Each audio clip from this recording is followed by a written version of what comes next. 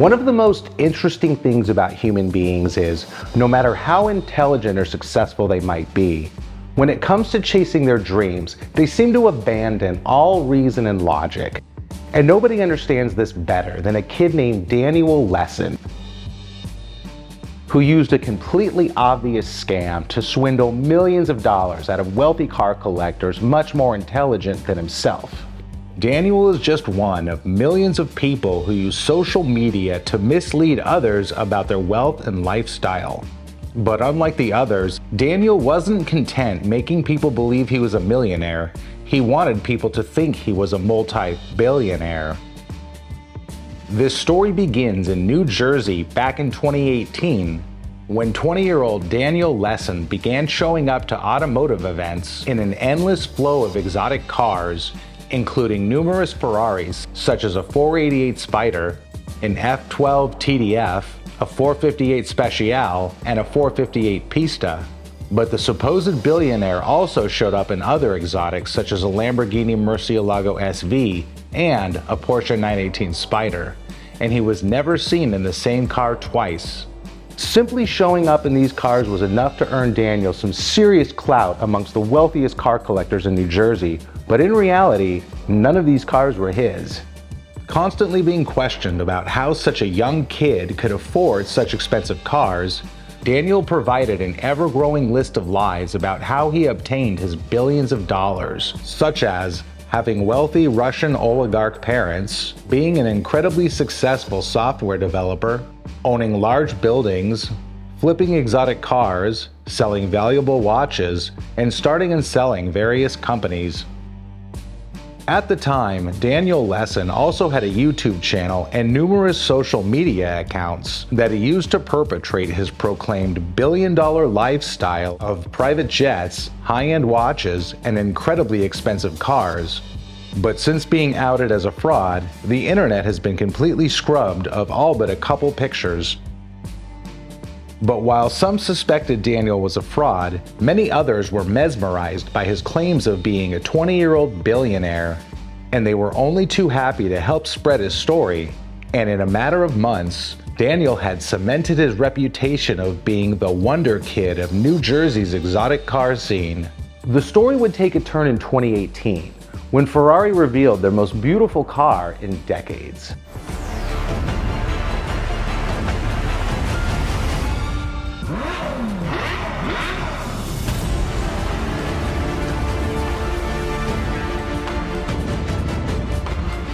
Named after the world-famous racing circuit in Italy, the Ferrari Monza had a base price of $1.8 million, was available in two versions, the SP1 and the SP2, and only 499 would be built.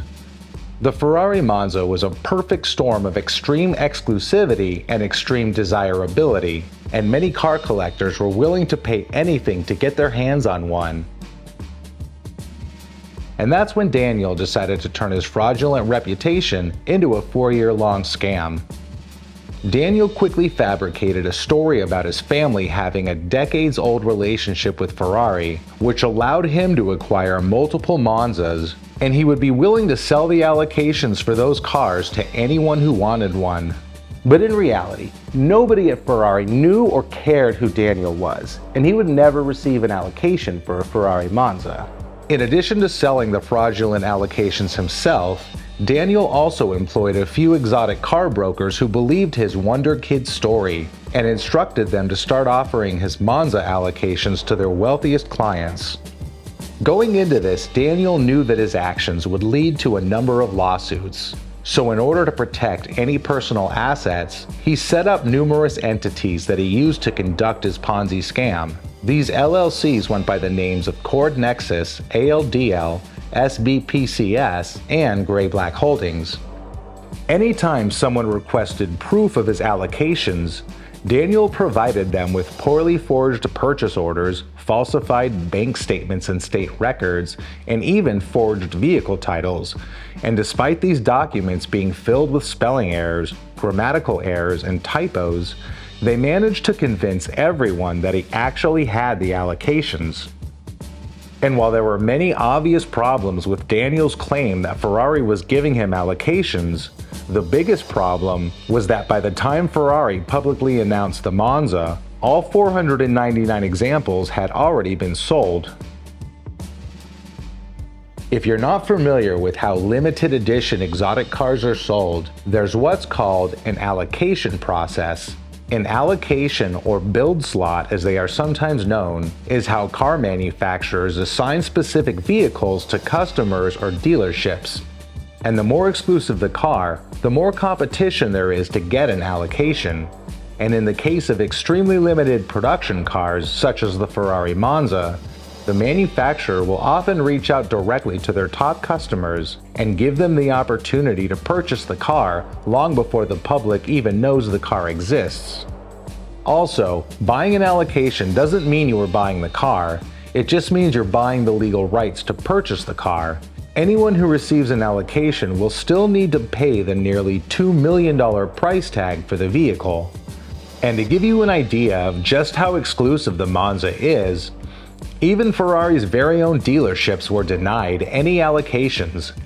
And if you showed up at the home of a Ferrari employee with a suitcase containing $1 billion, you still couldn't get one.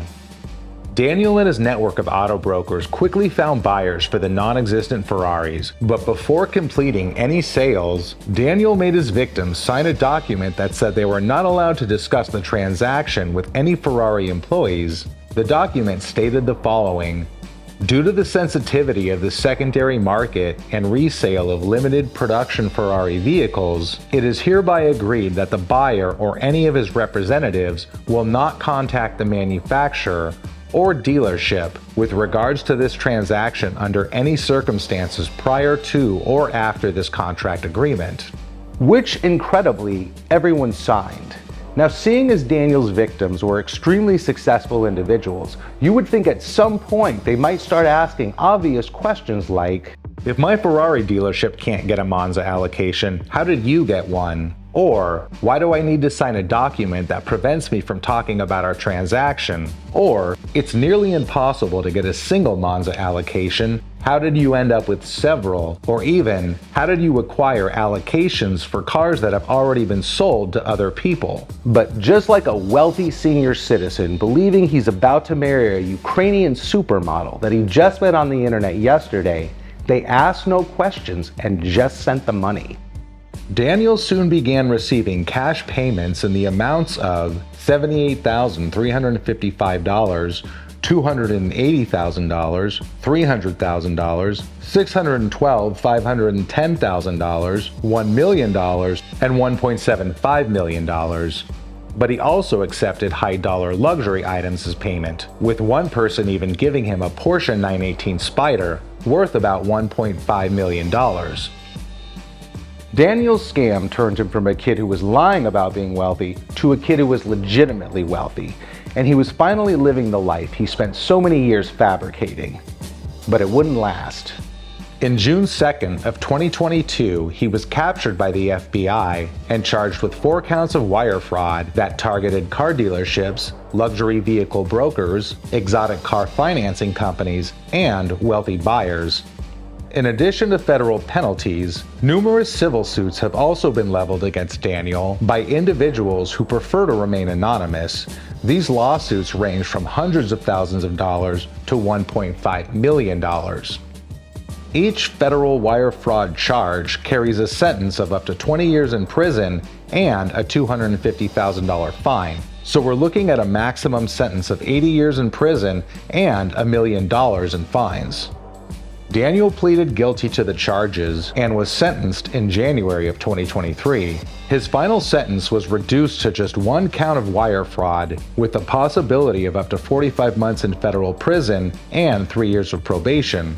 He was also forced to give back $2.3 million in cash, along with nearly $200,000 in luxury Ulysse Nardin and Rolex watches, and a Salvador Dali painting. That picture wasn't actually painted by Salvador Dali, it just seemed a lot more appropriate than this. Even though the federal case against Daniel has been settled, the numerous civil lawsuits against him are still active. So that's how it all went down, and hopefully Daniel will come out of prison a much better person than he went in. Now I feel like I have to wrap this whole thing up with some kind of a lesson. So I guess I'll just say, wherever you go in life, there will always be people with more possessions than you.